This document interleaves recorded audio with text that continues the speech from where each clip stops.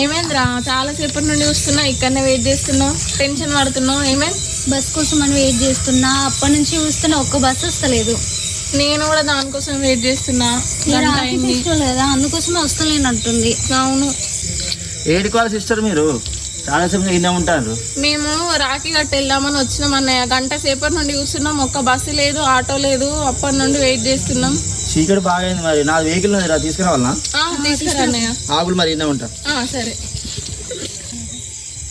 టైంకి మంచిగా వెహికల్ దొరికింది మనకు, ఆ వెహికల్లో పోదాం ఇప్పుడు. అసలు చాలా లేట్ అయింది, చీకటి కూడా అవుతుంది. అవును, వెళ్ళిపోదాం ఆ వెహికల్లో. ఈ అన్నయ్య ఇంకొస్తలేడు. అన్నయ్య వెహికల్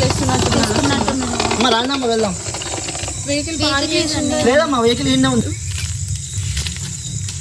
అన్నయ్య కొంచెం పిచ్చిలేసినట్టుంది. మనం మెల్లగా జరుగుతుంది. అయ్యో సిస్టర్స్ రాండి, వెళ్దాం. చీకటి అవుతుంది. అసలు రక్షాబంధన్ కదా, బస్సు రావు.